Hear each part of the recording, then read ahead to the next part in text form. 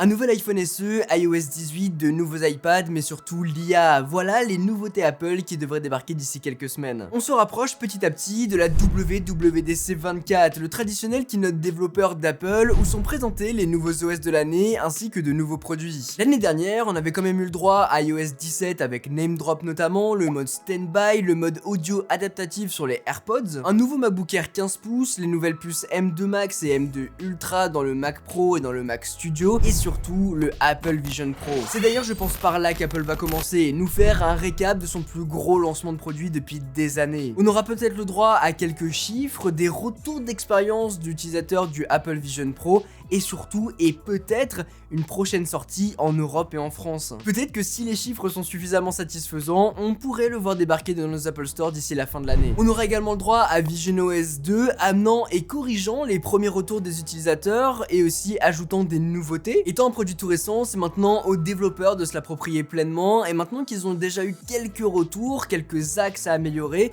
ils vont pouvoir se diriger d'un côté ou d'un autre, et surtout ajouter des fonctionnalités cruciales qui pourraient manquer. J'ai vraiment hâte de voir la direction qu'Apple souhaite prendre, plutôt axée sur le grand public ou toujours dirigée sur le domaine pro. Au programme de ce keynote donc, on parlera du Vision Pro, mais aussi des nouveaux systèmes d'exploitation Apple et certains nouveaux produits qui pourraient sortir.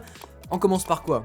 Allez, les produits. C'est généralement pas pendant la WWDC qu'on a les plus gros lancements de produits, les fameux One More Thing, même si la conférence de l'an dernier a un peu dérogé à la règle. Mais les rumeurs s'accentuent sur certains produits et notamment de nouveaux iPads. On serait sur des petites mises à jour autour des iPad Pro, iPad Air, mais aussi l'iPad mini qui pourrait venir avec une nouvelle puce plus puissante, peut-être la M2, la M3 ou peut-être même la M4 si jamais elle est annoncée. Même si on peut s'attendre à une qualité d'affichage en hausse, les designs étant assez récents, ce serait surprenant qu'ils évoluent. Maintenant, si vous prévoyez d'acheter un nouvel iPad ou bien si vous en avez déjà un à la maison, laissez-moi vous parler du partenaire de cette vidéo, Paperlike, les accessoires premium pour accompagner votre iPad au quotidien. Paperlike accessoirise votre iPad pour le protéger avec des écrans de protection ayant ce ressenti très agréable de dessiner ou de prendre des notes sur une feuille de papier. En plus de protéger votre écran, il ne dégrade pas la qualité d'affichage tout en réduisant les reflets et ajoute ce toucher papier. Paperlike, c'est aussi des accessoires comme des folio case pour protéger également le dos de votre iPad, des grippes pour mieux prendre en main son Apple Pencil si vous l'utilisez énormément, un kit tout en un pour le nettoyer qui fait spray et microfibre, mais aussi des câbles, des pochettes, un pack complet donc pour transformer votre iPad et votre Apple Pencil et les rendre uniques. Pour découvrir Paperlike, le lien est dans la description. Merci à eux de soutenir la chaîne cette année. Notons tout de même qu'un événement vient d'être dévoilé par Apple le 7 mai prochain et ça parlera d'iPad. Bon, en plus des nouveaux iPads, et vous l'attendez peut-être, on peut espérer la sortie d'un nouvel iPhone SE version 2024. Pour rappel, l'iPhone SE Special Edition est un iPhone plus entrée de gamme mélangeant généralement les meilleures innovations à l'intérieur et un design plus ancien à l'extérieur. Le premier a débarqué en France en 2016 et cette année on devrait avoir la 4ème génération. L'iPhone SE reprendrait les mêmes codes que l'iPhone 14 en termes de poids, de taille, d'épaisseur et même donc de prise en main. On aurait par contre pas mal de changements dessus avec l'apparition d'un écran OLED de 6,1 pouces avec Face ID sur le haut, de l'USB-C sur le bas conformément à la législation européenne, de la 5G, la dernière puce A16 ou A17 Pro et un seul objectif photo de 48 mégapixels, celui de l'iPhone 15 Pro. Pour ce qui est de la batterie, elle serait identique à l'iPhone 14 et on resterait sur le même prix que la 3ème génération de l'iPhone SE, soit 529€. Un smartphone ultra intéressant qui basculerait Apple dans une nouvelle ère en abandonnant totalement et une bonne fois pour toutes Touch ID et le bouton Home. Maintenant, en termes de date de sortie, on peut s'attendre à le voir débarquer après la WWDC 24 ou bien Apple pourrait attendre sa conférence de rentrée scolaire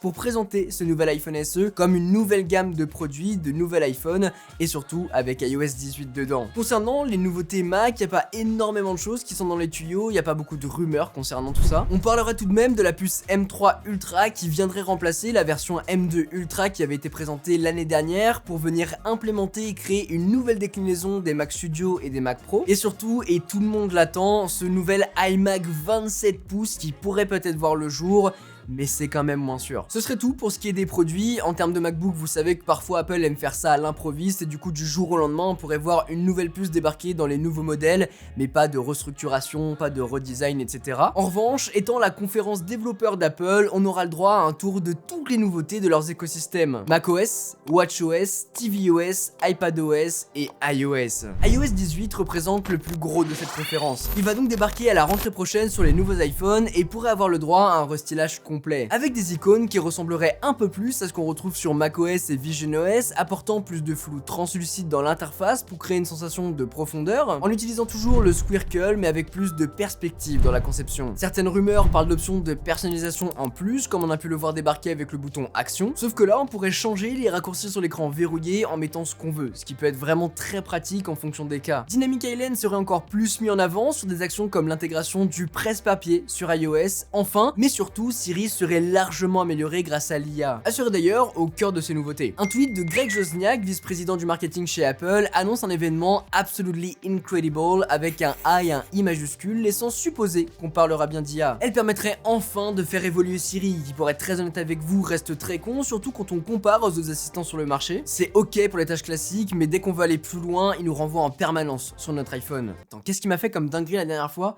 Je crois que je lui ai demandé d'éteindre une lumière dans une pièce et il m'a éteint toute la pièce, la télé, les enceintes, absolument tout. Pire encore, la dernière fois je lui demande d'ouvrir les stores et il me dit désolé je ne peux pas régler ce volume. Des trucs comme ça mais qui rendent fou. Donc pour dire play pause c'est ok, mais pour aller plus loin c'est vraiment la galère. N'hésitez pas d'ailleurs à me dire en commentaire les dingueries que vous ayez eu avec Siri. Cette intelligence artificielle générative appelée MM1 pourrait être le fruit d'une collaboration avec Google pour intégrer son IA Gemini, mais d'autres sources suggèrent une IA complètement nouvelle dont son nom de code MM1 pour multimodal 1. Je suis absolument pas un expert en IA, je vous laisserai donc aller checker toutes les spéculations autour de cette intelligence artificielle. Quoi qu'il en soit, et d'un côté plus grand public, on retrouverait sur iOS 18 l'intégration de playlists automatisées par IA sur Apple Music. Fonctionnalité qui a d'ailleurs déjà été mise en place par Spotify en ce début d'année en collaboration avec ChatGPT. Comment ça fonctionne globalement? Via un abonnement premium, vous pouvez transformer des idées en playlists personnalisées en écrivant un prompt et créer une playlist autour d'une musique relaxante pour m'accompagner pendant la saison des allergies. C'est l'exemple donné par Spotify, mais on peut tout imaginer. Apple pourrait donc l'apporter dans son application Apple Music avec ses autres playlists que je trouve personnellement très bien foutues. On pourrait faire de la génération d'images faites par IA dans des applications comme Pages ou Keynote et pareil avec de la génération de texte sur ces mêmes applications. Globalement, on aurait une IA intégrée dans toutes les applications natives d'Apple et ce qui serait même encore plus cool, c'est d'ajouter des fonctionnalités directement dans des applications comme Safari,